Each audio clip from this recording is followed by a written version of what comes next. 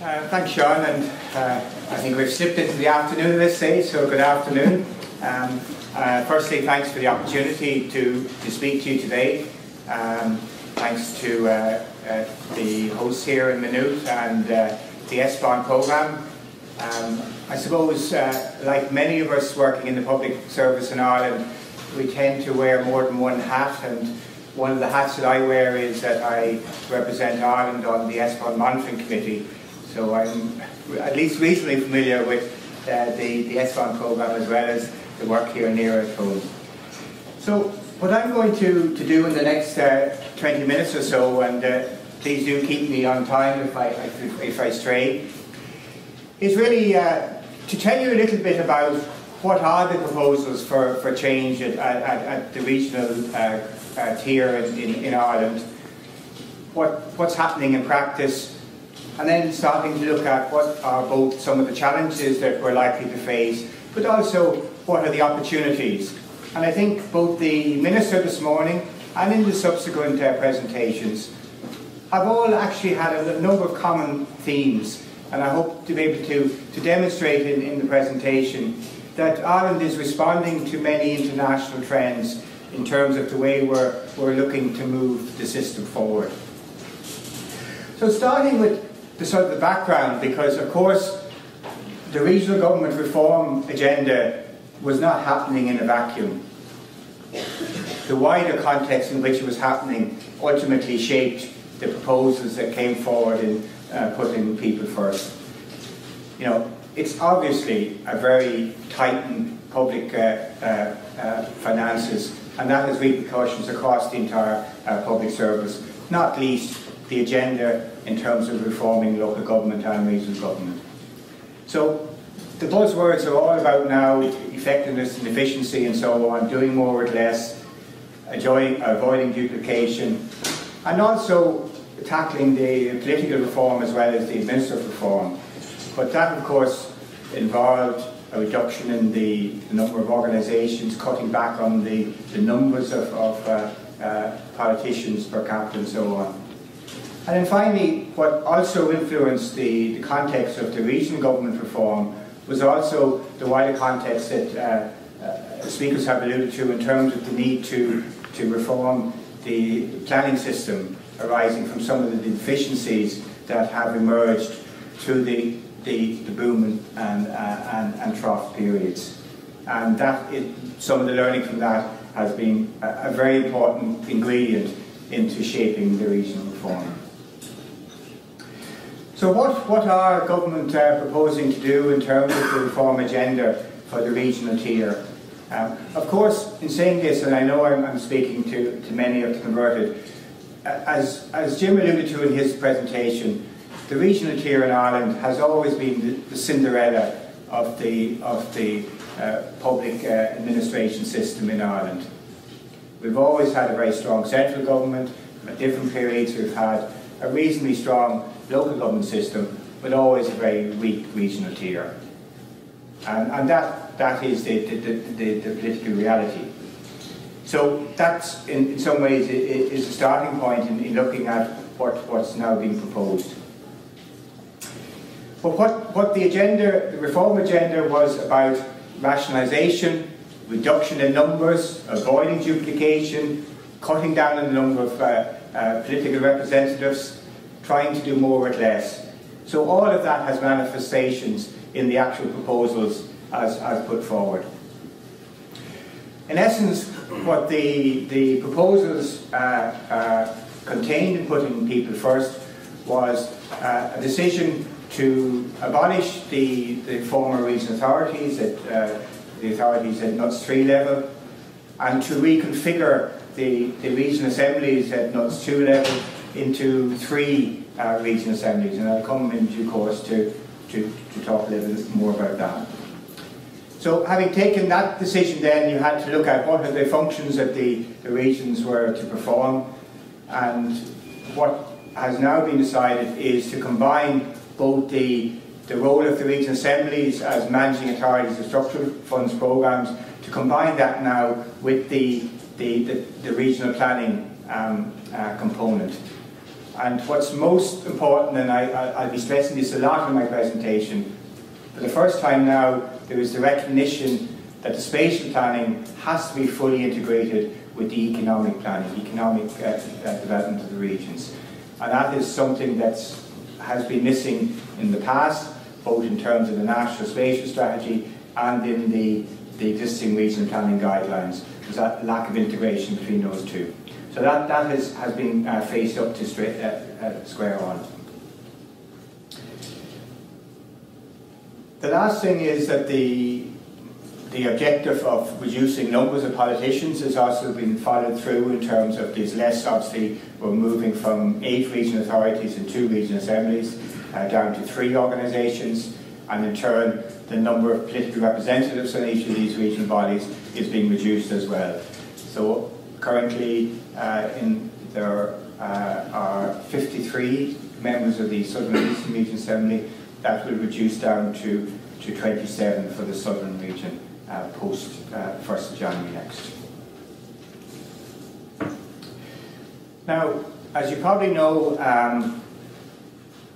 in the background during the early months of this year, there was some debate about the geography of the regions and how many regions we actually require or should have. And this lack of, I suppose, clarity within government meant that the reform process had to be conducted in 2 phases. So on the 1st of June last, the regional authorities were abolished, and their functions, assets, liabilities and staff all transferred over to the 2 existing assemblies on an interim basis. And all of that has been carried through, so that currently is the situation at the moment with 2 regional assemblies performing both the old planning functions of the regional authorities and continuing their role in terms of the management of European funded programmes. So that happened all by way of secondary legislation, Statutory Instrument, in an amendment order in the middle of this year, in May. But that's only the staging post. The intention now is that on the 1st of January next, the 2 existing regional assemblies will reconfigure into a 3-region model, consisting of the first region, the Northern and Western region.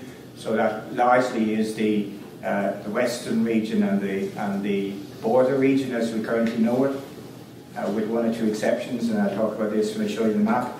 The Southern region, which is Munster plus the South East, and finally the new region is it's called the Eastern Midlands, so it's taking in the Dublin, Mid-East and Midlands, and that's 3 regions, and all of that is to take effect on the 1st of January next. This map is the first time it actually was conveyed in a map format. Was in a direction issued by the Minister in July, and you can see there are 1 or 2 small little areas that are different from the current classification, and I'll mention that later on. Louth is moving out of the old border region and is being put in within the Eastern and Midlands region, and following the unification of Tipperary, all of Tipperary now is within the Southern region. As you know, North Tipperary was in the Midwest and South Tipperary was in the Southeast. All of that is now in the Southern region. So you can see in both in terms of geography and population, there's been an attempt to reasonably balance the distribution across the 3 regions. Of course, none of this is, if you ask, the average person in the street, you realise now you're going to be in X or Y region. Clearly, the public don't have much consciousness of these regions. So one of the challenges will be in due course how to develop a regional identity for these new regions. So what are the main functions that these new regional bodies are being tasked to perform? Well, I suppose the first thing I have to say, a caveat, is that the actual legal underpinning for the new functions of the assemblies has not yet been put in place. It will be coming shortly, a new statutory instrument, a ministerial order. But a lot is known already from the content of the Local Government Reform Act, which gives the enabling mechanism for the establishment of these regional bodies. So the main functions are as follows. And it's interesting, the wording has changed now, and what the overarching function is to coordinate, promote and support strategic planning, sustainable development of the regions. So clearly that's quite a broad remit. Another new one is to promote effectiveness in local government and public services in the region. The old terminology used to speak about, coordination, promote coordination of public services. Now it's been redefined, and this has to be read in the context of the proposals for the National Oversight and Audit Commission and the work that will flow from that. Thirdly, to continue what it's doing in terms of its European funding responsibilities to manage the regional operational programmes and other EU programmes of assistance. And then finally, which is the big new one, is to prepare and oversee the implementation of regional planning guidelines, as we now know, but which will in turn become the new regional, spatial and economic strategies, and through that to police those strategies in terms of ensuring consistency of city and county development plans with those strategies. So those are the four broad areas that the assemblies have been tasked with. There is enabling provisions in the parent act, the Local Government Reform Act, for other functions in time to be devolved to the assemblies. This is something that may grow over time. In terms of what's happened to date in this transition period since the 1st of June, we have been managing the process of the orderly wind down of the former regional authorities. Many of the staff are still in situ and are seeing out their workload until the end of the year. As I said, the drafting of the legislation to give effect to this is at an advanced stage of preparations within the department. After many months of detailed negotiations, the twin departments of Environment and Public Expenditure Reform finally have agreed, or they have issued the workforce plans for the three organisations. And I'm pleased to say that despite the worst possible environment for these discussions to be taking place, I can say that for the first time that there is a recognition at central government level that if they want these regional bodies to do the work that has been tasked, they do have to be resourced. And they are going to be resourced with the necessary people with the skills and competence to deliver on the functions that have been identified on the earlier slide. So that recruitment process will be starting shortly.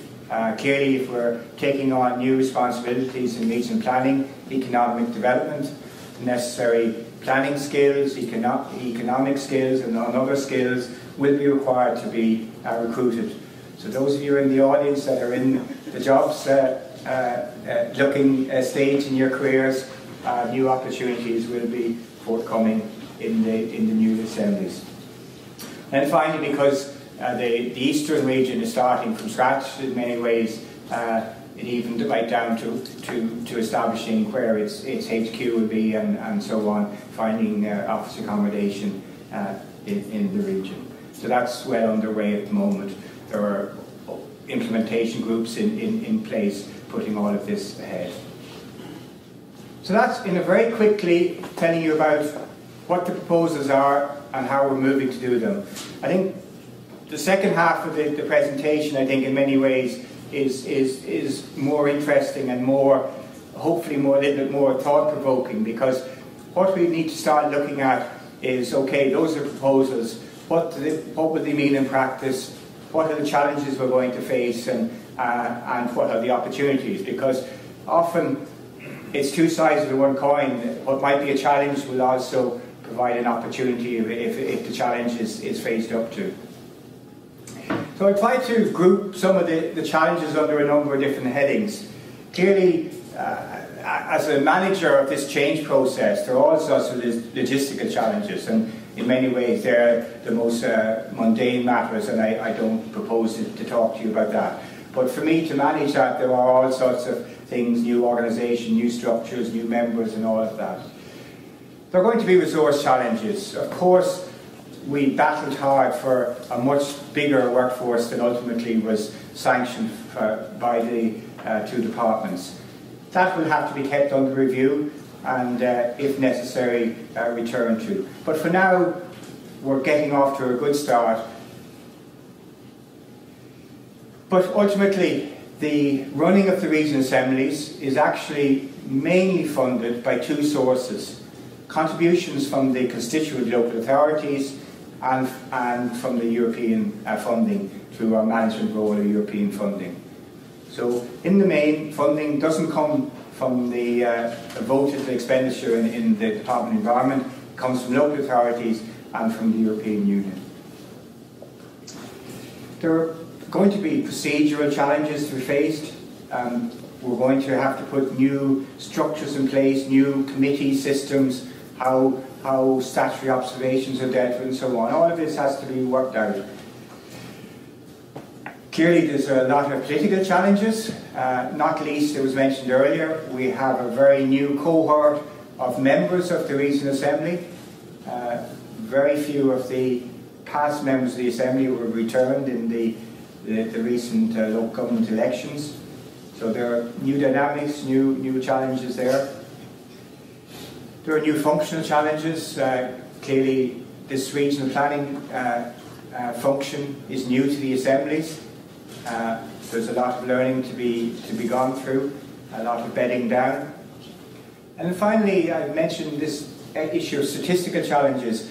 I mentioned, for instance, Louth moving out of the border region into the eastern region. Ireland at some stage will have to revisit its NUTS classification. There will be and already are inconsistencies, and that this has implications for collection of data, particularly trend data over long periods of time, and this will have to be, there are formal procedures to go through in terms of, with Eurostat in terms of NUTS reclassification. But that's all work to be done.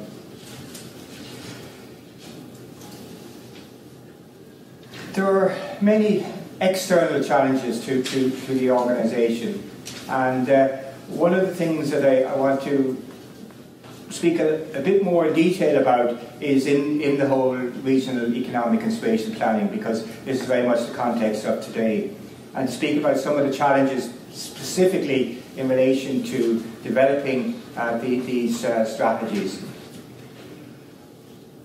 Both Jim in his overarching sort of historical review of our experience of planning over the last 50 years has really set the context of how crucial it is that if these new regional strategies are to be meaningful, there has to be complete and total buy-in by central government in all its aspects to these strategies and to the process in which the strategies are developed.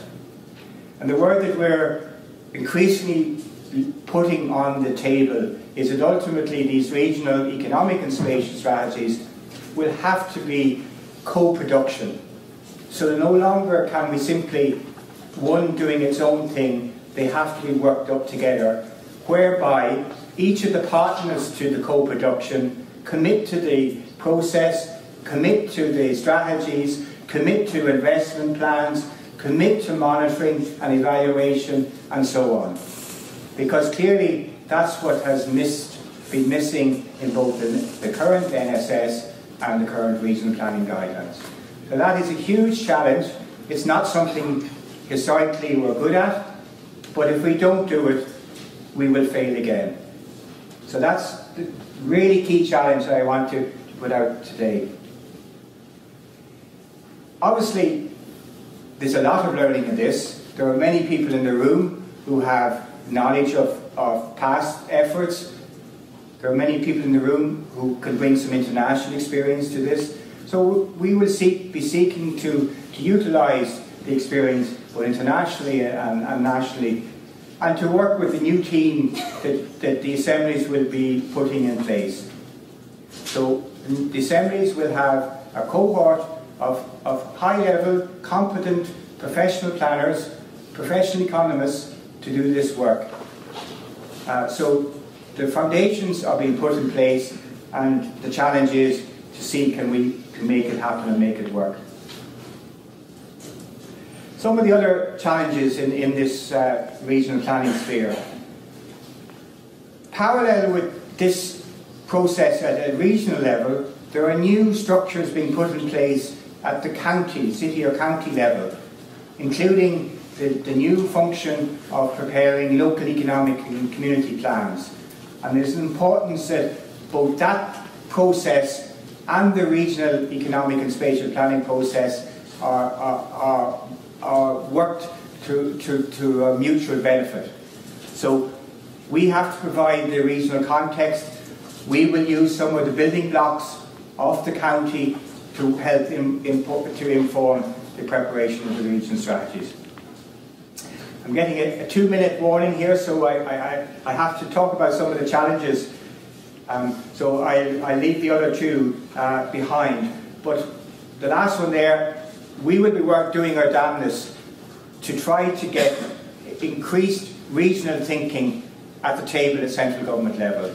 And that's one of the challenges that we will really be pushing to convert from a challenge to an opportunity. So I think I have 2 more slides, and I'm talking now about some of the opportunities, because to me there are many to be had through these new processes that I've been describing. I've mentioned already that for the first time we're going to have properly resourced regional structures. So we will have the necessary people on the ground with the necessary skills to prepare these strategies and to oversee their implementation.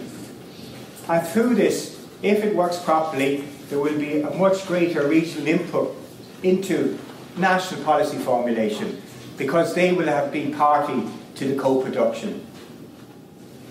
There also should be an increased opportunity for a greater regional differentiation of national policy. We're often accused of, small country, one size fits all. So you produce a national policy and it's good for everyone. But clearly it's not. And part of this process will be, can we make a difference?